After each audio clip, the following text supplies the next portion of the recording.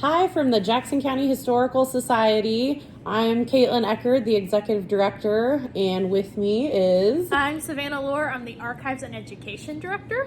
And we miss our researchers. We've been closed for so long. So in honor of Virtual Museum Day, we thought we would answer some of your burning questions about our jobs, the collections, and other fun things. And thank you everyone for submitting your questions on Facebook. We have a lot of great things to go off of. So we will start with a question from Stephanie on Facebook. What is your favorite historical event in Jackson County before you were born and after you were born? Oh, that's a tough one. Yes. Because there are a lot, and we were like trying to pick hairs here on what would be our favorite. But one of my favorites would have to be talking about the Civil War, especially like the battles and independence, because you have two really kind of famous ones. The first one was really a skirmish between the Confederate forces and the Union forces trying to take over the square. And then you have the second Battle of Independence was kind of merged into the Battle of Westport. So lots of fun stuff there. For me, before I was born, probably, honestly, it's going to be the trails, the Santa Fe, California, and Oregon Trail. As a young child, I read a lot of historical fiction about people traveling on the trails, and it was just so crazy for me to think that you would pick up everything and leave and travel across the country with no idea what you were going to come into. So those people were very brave in my eyes. So Savannah and I was born in the late 80s. Yeah, I was born in 92. Okay. So So we're going to date ourselves. So Yep. what's your favorite historical event that happened after you were born? Well, the one thing that I think about, because I got most of my education in Kansas City history when I worked at La Buddy Special Collections. Hey guys. Shout out. So I worked a lot on the GLAMA collection, the Gay and Lesbian Archives of Mid-America. And so one thing that was a big kind of part of that collection was the ordnance projects. And I think there's a great documentary about that too, if you want to take a look. So that happened probably a little bit after I was born. So I think that's a great moment for Kansas City. For me, mine is actually probably very recent. I think the addition of the streetcar to Jackson County is awesome. Back at the turn of the century, all the way up to the 1950s, the metro area, both sides of the state line, had a very strong streetcar presence. And then with the car culture of the 50s, that obviously went away. And I just think it's really interesting to see the cycles in history. And we're kind of going back to that, thinking of we want to be able to like walk and have public transit. So I love the streetcar, and I think that's a really interesting time in Jackson County's history. And I'll be interested to see what happens in the future with that. And we have another question from Stephanie on Facebook. Thank you. What is your favorite item in the collection or archive? This is hard because our archives are huge. There's over probably 100,000 documents in here. So to pick one is really hard. One thing that I use a lot that I think is really cool is our 1890s jail record book. One of the most fascinating things about this particular book is that they've essentially described people in complete detail, from their hair color to their eye color to how tall they were and what happened to them afterwards. Mm-hmm. So we've been using this a lot in our research for the museum. And for those of you that don't know, the Jackson County Historical Society also owns and operates the 1859 Jail Museum up on the Independence Square. Hopefully we'll reopen soon, so you can come visit. My favorite item in the collection, we have an early rendering of the Truman Sports Complex. This is from the late 1960s. And if you will notice, in the center of the photograph, there is a Space Needle-like apparatus. And I think that's just really interesting. I love sports. I love the Chiefs. I love the Royals. And I just... seeing how everything came to fruition in the 60s and 70s is really interesting, and the different renderings all the artists had. I just think that's a fascinating timeline to check out. So that's mine. All right, Sarah Beth, here you go from Facebook. What's the most random cool thing you've found in the archives? Random is kind of interesting because when you do process things, you just pull stuff out sometimes and it is not what you are expecting at all. This happened to me. I was processing a collection and I pulled out an official U.S. Navy description of a gunship from the 19th century. After talking to the National Archives, it was in fact real. So I have been working with them to get that to them. So yeah, stuff like that pops up sometimes in people's collections. For me, I think it's really cool. We have quite a few ledger books from, 19th century businesses and what have you. And, sometimes you'll open up a page and there will be a flower or a 4-leaf clover or some kind of plant from the 19th century that somebody put in there in that time to kind of press it, and maybe they forgot about it. And I don't know, that's a really cool link from past to present, because they touched it. And I don't know, I think that's cool because I am a self-proclaimed history nerd. Yeah. All right, moving on. From Cindy on Facebook, why is it important to support the Jackson County Historical Society? Well, this is just an excellent question. I spend most of my job telling people why. So the Jackson County Historical Society is not owned by Jackson County government. However, we do receive a small grant each year to help us with our operations. The rest of our funding comes from grant income, membership dues, and contributions from individuals. We also run special events and things of that nature. However, most of those have been put on hold due to the COVID-19 era, which I'm all sure everyone's sick of hearing. So we've been around officially since 1958. We did save the 1859 jail from demolition, so that's what created the Historical Society. So that's an important preservation is an important aspect, but we do collect a lot of historical documents from the beginning of the county's founding all the way up to present day. We're currently collecting COVID-19 stories, ephemera, and things of that nature. So we're a very large repository of Jackson County history. We don't just focus on one city or area in Jackson County. And we also have one of the largest repositories of images. We have the Wilburn collection, which you can go to our website at jchs.org to find more information about. That has about 300,000 images, give or take. Our general photograph collection probably has closer to 100,000, and we have the Strauss-Payton collection, which is about 30,000 images. So photographs, glass plate negatives, daguerreotypes, that's kind of our bread and butter right now. Do you have anything to add?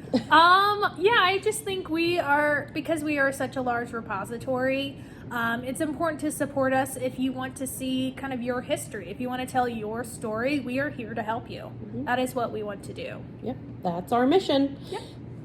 Okay, next, Jeff on Facebook. This was an interesting one. We had to do some research. Who was the first recorded prisoner at the 1859 jail? Ooh. Well, technically, some of the first recorded prisoners that we have are from order number 11, but that list is actually not in chronological order. It's in alphabetical order. Also by gender, too. So we have the list of men who were arrested and, what they did to be arrested. And then we have a list of women as well on that list. So we don't actually know who was the first one out of that list. We know that William Clark Quantrell spent time at the jail in 1860. Right. So he's one of the early prisoners, but we kind of don't know. Right. Because those records didn't. Some of them didn't survive. The only actual arrest records we have are from the 1880s, the 1890s, and then we have some from the 1920s and 30s. Right. So we can only go off the information that we have at hand. So you stumped us, Jeff. Yep. That was a good question. We couldn't really answer that one. Right. This is a question for me as the executive director. What made you decide to work in museums? I could say many funny things about this, but I won't. Honestly, it is probably my dad. My dad, to get out of my mother's hair on the weekends, took me to tons of museums in Kansas City. I remember the Kansas City Museum as a little girl very fondly, with that really big covered wagon and teepee, and I can't wait to see what it looks like when it reopens. I remember he actually worked on Union Station in the 2000s when it was renovated, so I got to see some behind the scenes stuff, and my dad gave me a love of history, and he always told me to find a job that I loved and I would never work a day in my life. And well, some days that's true. Some, everyone has their bad days, but I honestly love this job. No day is the same. And we get to do cool, innovative things like this. We've never done this before. So that is my why I do it. And then for Savannah, we have a question. Yay. What is your favorite era in history? Okay, I have actually 2 answers for this. So if I have to do the research, that's always a caveat if you ask any historian what their favorite era is. If I have to do the research, I'm a 19th century person all the way. I love talking about women's history during the 19th century, especially after the Civil War. If I'm reading about it, I really love medieval history. I almost became a medieval historian, but I don't speak other languages very well. So that's why we're here today. So yeah, those would be my 2 answers. Okay, awesome. Okay, we had multiple people ask, how can they volunteer? How can they get involved? And this is an excellent question. Just to give a little bit of background, so the 1859 jail is completely operated by volunteer staff Monday through Friday. So we're, every start of the season, we're usually looking for volunteers. We're trying to add to that list. So if you like talking to the public, if you want to learn how to give tours, that is totally an option at the 1859 jail. Over in the archives, which is where we're at today. Yep. We always need archive volunteers, and you could be doing anything from scanning pictures, processing collections. If you really like organizing, this is the job for you. Yes. So it's stuff like that. Also, it could be something as simple as helping us create finding aids. That's a big one too. We're working on some digital projects right now for our volunteers, so there's a lot of different stuff that happens in the archives. Right. So we will definitely, if you want to volunteer, we try to find a project that interests you, maybe a time period or a figure or something like that. So, because we have lots of projects. We're very small staffed. We have 3 full-time staff members right now. So it takes, we're small staff, but we're very mighty. We get a lot done.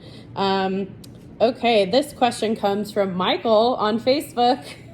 If you could have dinner with any historical figure, who would you choose and why? Okay, so I have 2 answers, obviously. We all have all these people that we want to ask questions to. The first one I thought of was Nikola Tesla. I think that would be the most amazing dinner companion, and I could ask him about the inventions that he probably didn't get to make. Oh, yeah. So that would be really cool to ask him about all the stuff he wanted to do. Also, one of my favorite historical figures is Émilie du Châtelet. Most of you might not know her. She is a French physicist, mathematician. She's most famous for helping Voltaire translate Newton. I would love to ask her about her relationship with Voltaire. I think that would be the most interesting dinner I probably would ever have. So for me, if you know me at all, this won't surprise you. I would choose Elizabeth I, Queen of England, because she was awesome in her time. She was the longest reigning queen. She never married in the 16th century. Yeah. Sorry. Numbers are hard. Yeah, numbers are hard for historians. And I just, I have so many questions I want to ask her. Number 1, did you really want to kill Mary, Queen of Scots? Number 2, then you put James the First on the throne. Like, what? I can tell we have thought about this Definitely. really hard. Also, like, I if I could get Henry VIII and Elizabeth I, I'd ask Henry a lot of questions too. Probably like why, A lot of them would be why. And for Elizabeth, she was rumored to have, a couple great loves, but she never married because she didn't want to give up, because she was married to England, of course. And I would like to ask her kind of about that. So that's my answer. I love Tudor history as well. So, okay. Oh, this is one of our favorite questions. Yes. We went back and forth on this a lot. So from Amber on Facebook, what era had the best fashion sense? Oh gosh, this is hard because I don't want to say any one era had the best fashion, but probably some of my favorites are ones where the shape is really defined. So like you can't think of this era without thinking of the shape. So I think of the late 19th century Gibson girls with the really exaggerated like corsets that are called S corsets because they are shaped just like that. I also think we both think of the 20s. Love the 20s. Love all the sparklies and the beadings and the flappers. Love that. For me, so at one of my former jobs, I had to dress, I had to interpret as a 1950s housewife quite a bit. And I must say, the 1950s outfits were very flattering to a lot of female different figures. And so I liked that aspect because it kind of looked good on every body shape. You had like your sweater set and your big old poodle skirt. So for me, that's one of my favorites. But we also really like the 1940s as well, because it's starting to kind of break women out of that shell. Women's pants. Big deal. Yes, women's pants in the 40s were amazing. Yeah. Also, Rosie the Riveter with her one-piece uniform is iconic. So yeah. You can tell we really like fashion. Yes. So thank you, Amber, for that question. We really enjoy it. And we have a 1920s fashion exhibit coming up later this summer. So stay tuned for that. Yes. I think we just have one more question. And it is from Sharon on Facebook. What is the oldest item that the Historical Society owns? Good question. We had to do a little research. Yes. We thought it was one thing. We thought it was the original copy of the Book of Mormon, which was published in 1830. Yes. It is not. We have things earlier. So we have a survey of Jackson County from 1826. So this was done throughout the year in 1826 by a surveyor, and it essentially shows like the topography of the county, where the what trees grew where the streams and rivers were. This is where we also get the Lost Township, because the surveyor just didn't survey a certain section and range of Jackson County. There are many rumors as to why he didn't do it. We will not speculate now, but it's a really interesting topic. If you do some research on the Lost Township, it's kind of an interesting part of history, but that's definitely the oldest thing that we could find in our archives. So I think that's all of our questions. That's everything. Thank you so much for tuning in to our Q&A for the Jackson County Historical Society, and we hope you enjoy the rest of the virtual museum day, and we miss you, Kansas City. You. Come see us when we open again.